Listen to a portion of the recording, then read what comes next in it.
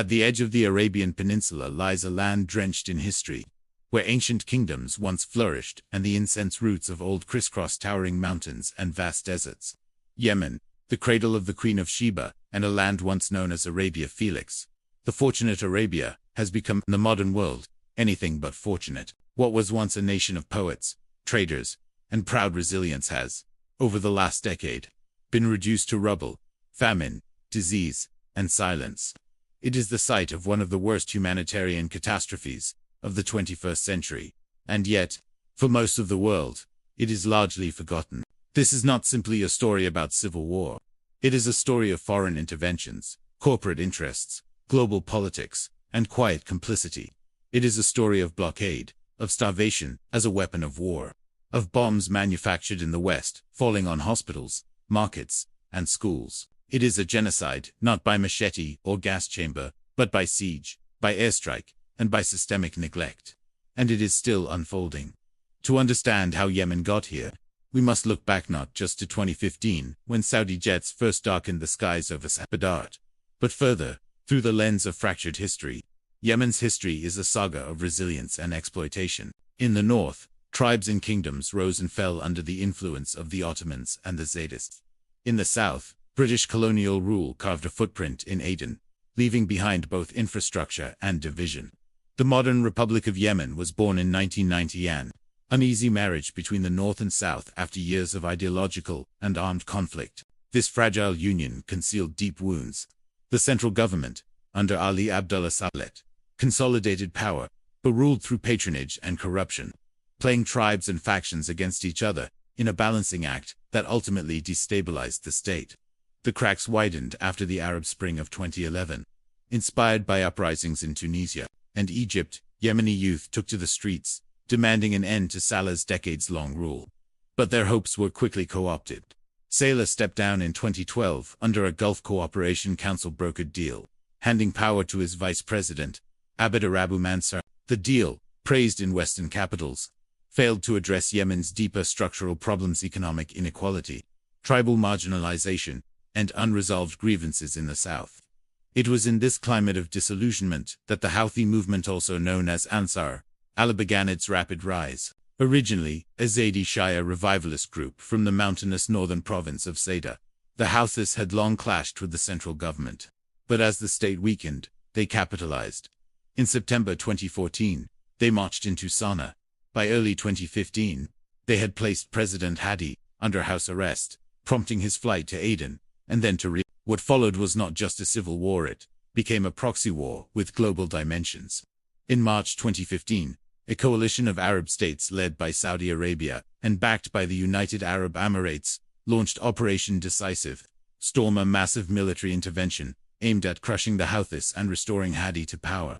But the war was never decisive, and the storm never passed. Instead, it unleashed a humanitarian catastrophe of unprecedented scale. Saudi Arabia, fearful of a perceived Iranian influence through the Houthis, bombed relentlessly. Schools, wedding halls, factories, even funeral processions. No target seemed off-limits. Aerial campaigns were supported by intelligence, logistics, and weaponry from the United States, the United Kingdom, and other Western nations. American and British bombs rained down on Yemeni soil, even as governments professed concern for peace. The contradiction was striking and deliberate. The blockade imposed by the Saudi-led coalition crippled Yemen's already fragile economy. Food and medicine could not get in. Ports like Hodeidah, vital for 80% of imports, were choked. Hospitals ran out of supplies. Children began to die not just from violence, but from malnutrition and preventable disease. Cholera spread like wildfire. UNICEF would later call it the worst cholera outbreak in modern history. And yet, Yemen rarely made front-page news. The death toll, estimated in the hundreds of thousands, remained a footnote in the global narrative. Victims were not visible. There were no live broadcasts, no viral hashtags, no celebrity visits. The complexity of the conflict, tribal, sectarian, geopolitical, made it easier for the world to look away. Western media framed the war as a regional conflict, obscuring the role of international arms sales and the complicity of global powers. The economic dimension further fueled the flames. Saudi Arabia, flush with oil wealth, had become one of the largest arms purchasers in the world. Between 2015 and 2020, arms sales from the United States and United Kingdom to Saudi Arabia surged. American contractors trained Saudi pilots. British engineers maintained jets.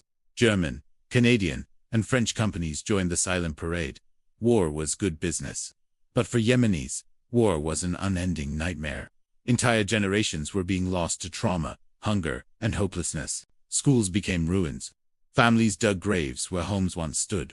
A ceasefire here, a UN resolution there, none of it changed the calculus on the ground. Foreign policy was being written in think tanks thousands of miles away, while children starved in Taiz and Haya. By 2022, nearly 80% of Yemen's populations, some 24 million people, depended on humanitarian aid, and yet, aid itself became weaponized. Convoys were blocked. NGOs struggled to operate amid bureaucracy and bombardment. Donor fatigue set in.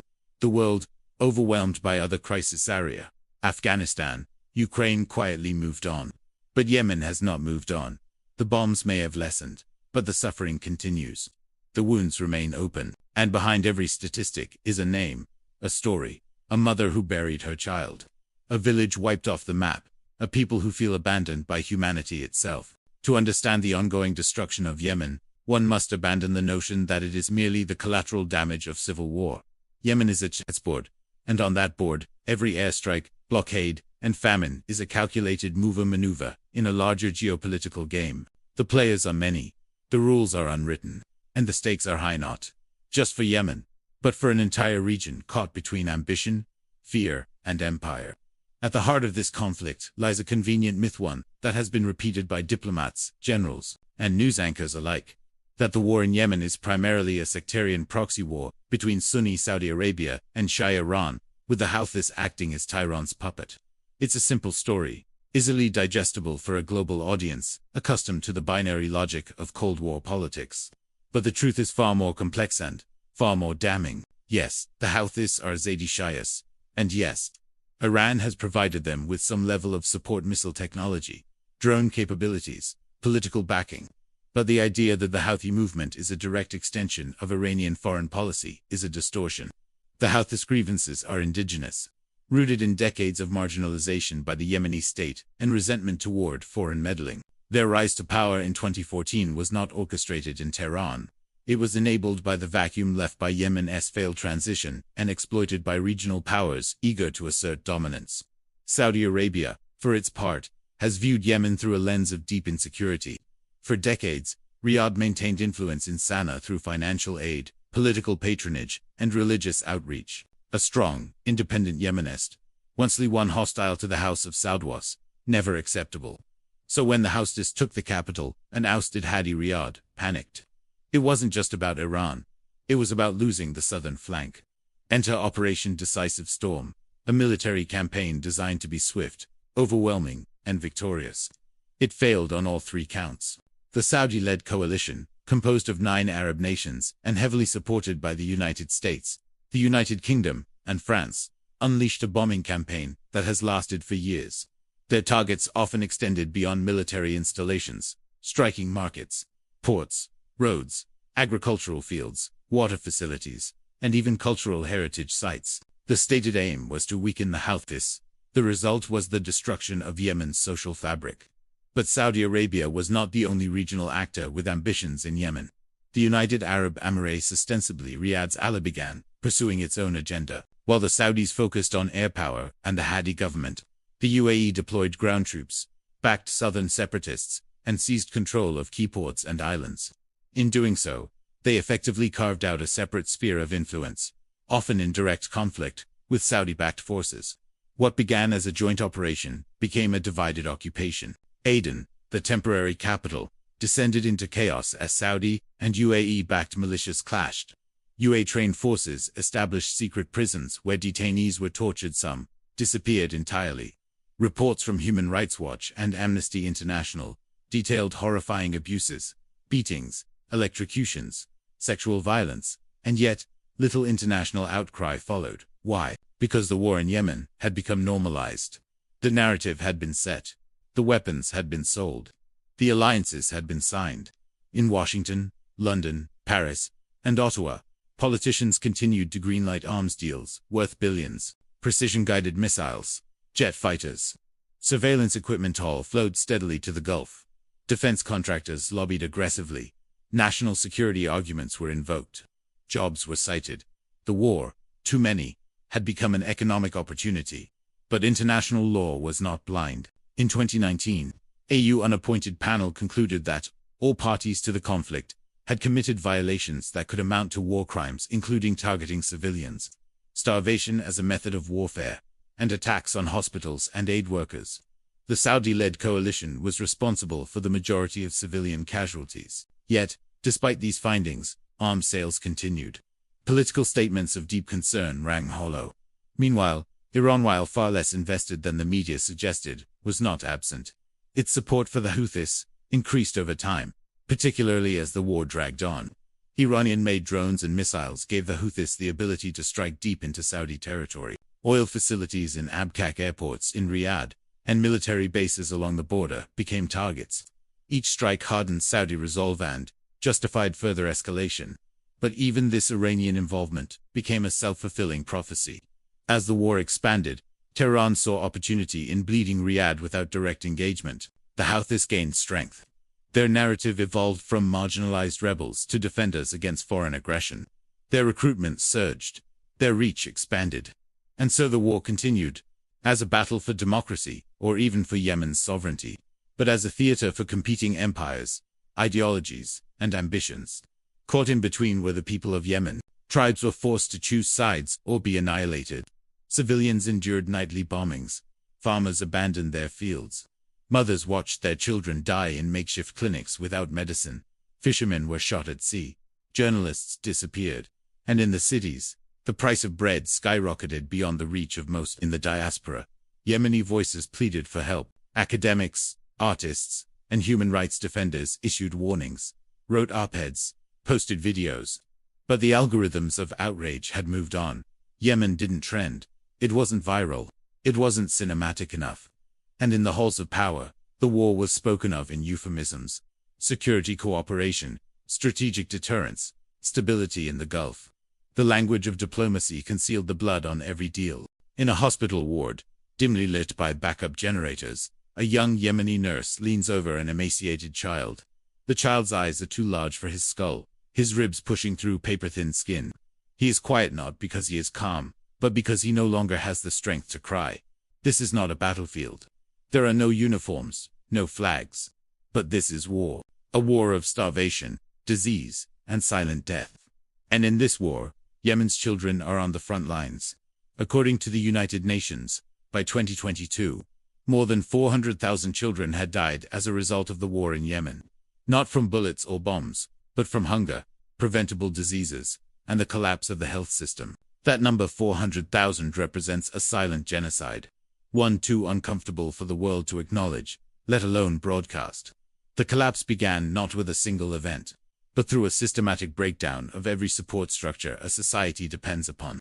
The airstrikes destroyed water treatment plants, bridges, hospitals, and power stations. The blockade ensured that fuel, medicine, and food couldn't make it into the country.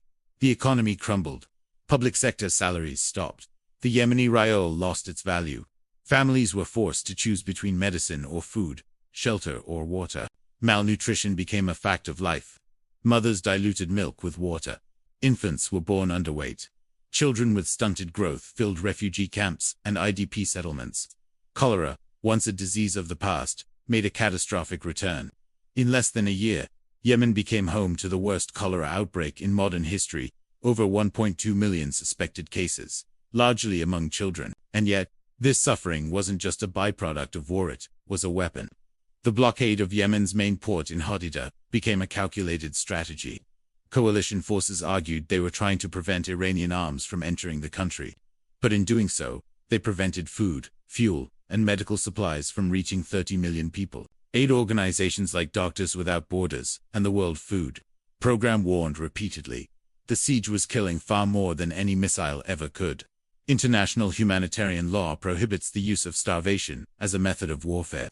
Yet in Yemen, starvation was engineered through bureaucracy, through embargo, through indifference. Inside the country, aid workers faced impossible challenges. NGOs were forced to operate in a minefield of political pressure, corruption, and insecurity. The Houthis taxed, redirected, and sometimes outright stole aid. Coalition airstrikes destroyed aid, convoys, and warehouses. The United Nations tried to broker humanitarian corridors, but the fragile agreements rarely held. Even the UN itself was not immune to criticism. In a stunning example, Saudi Arabia was temporarily placed on a UN blacklist for killing children in Yemen only to be removed. Months later, after intense diplomatic pressure, the message was clear. Accountability was negotiable. Behind every one of these failures was a human face. A girl who bled to death because there was no fuel for an ambulance. A boy who lost his legs to an unexploded bomb made in America. A father who sold his last goat to buy rice, only to bury his son the next day. These were not collateral damage. These were deliberate consequences of political decisions made in Riyadh, Abu Dhabi, Washington, London, and Tehran. The suffering was not limited to the physical. Psychological trauma became widespread. An entire generation grew up knowing nothing but war. Children drew pictures of bombs and drones instead of flowers and animals. Schools were turned into barracks, or were simply leveled. In some areas, girls were forced into marriage as families grew desperate for dowries or protection. Boys were recruited into militias. Both were robbed of futures. Amid all this, the West maintained a dual posture, expressing public concern while sustaining the war machine behind closed doors. Arms sales continued. Military cooperation persisted. Lobbyists ensured that defense contractors faced no legal risks, while political leaders justified their actions with language about security, strategic balance, and counterterrorism. The United States often claimed it wasn't a combatant in the war, but the Pentagon provided mid-air refueling to Saudi jets, intelligence on targeting, and logistical support. British and French technicians kept warplanes flying. Canadian-made armored vehicles rolled through southern towns. The global defense industry profited from Yemen's devastation, while taxpayers in democratic countries unwittingly funded genocide. Meanwhile, counterterrorism operations continued under a separate mandate. The U.S. maintained drone strikes in Yemen targeting al-Qaeda in the Arabian Peninsula, while some strikes hit legitimate terrorist targets. Many did not. Families were obliterated in so-called signature strikes. Weddings were bombed. Civilians killed by remote control. No trials. No evidence, just suspicion. The line between the war on terror and the war on Yemen blurred into non-existence. Media coverage remained minimal. Yemen was difficult to access, dangerous to report on, and lacking a clear good versus evil narrative. There were no embedded journalists, no nightly news updates. The war was too complex, too far away, too uncomfortable. It didn't fit the template, so it was ignored. But some voices broke through. Brave Yemeni journalists, often unpaid and working under threat, documented the truth. Photographers captured haunting images of famine. Doctors wrote anonymous blogs detailing the horror inside hospital walls. Whistleblowers exposed the hypocrisy of international agencies that paid more attention to donor optics than dying children. Even within the humanitarian system, there were quiet revolts. Some aid workers resigned in protests. Others leaked internal memos detailing corruption and political interference. The machine continued, but its seams were beginning to show. And still, the Yemeni people endured. In the ruins of bombed villages, communities planted gardens. Teachers held classes in tents. Local charities fed hundreds with scraps. In the face of calculated cruelty, Yemenis resisted not with weapons, but with survival. In a world governed by international law, the deliberate starvation of civilians is a war crime. The bombing of schools and hospitals is a war crime. The use of siege to cut off medical aid and water is a war crime. But in Yemen, these crimes have gone largely unpunished, not because they were not documented, not because they were not known, but because they were politically inconvenient. Justice, it seems, has a waiting list. And Yemen is still somewhere near the bottom. The war officially remained categorized as a civil conflict, but in reality it was never simply about Yemenis fighting each other.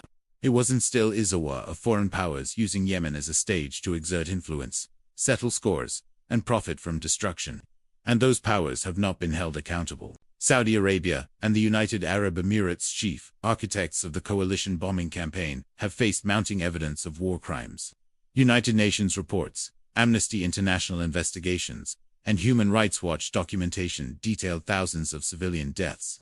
attacks on civilian infrastructure, torture, and unlawful detentions. But these reports have rarely translated into consequences. In fact, several Western democracies continue to maintain close economic and military ties with both countries, praising them as regional allies in stabilizing the Middle East. The United States, the United Kingdom, and France, key suppliers of weapons, logistics, and political cover, have, so far, avoided any legal scrutiny for their role in enabling these violations. Despite growing calls from lawmakers, civil society, and international courts, efforts to suspend arms sales or launch independent investigations have been repeatedly blocked. Appeals for justice are drowned out by lobbyists, oil contracts, and geopolitical considerations. What does it mean when powerful democracies knowingly support the killing of children through arms deals? When humanitarian aid is offered with one hand, while the other hand fuels the conflict, it means complicity.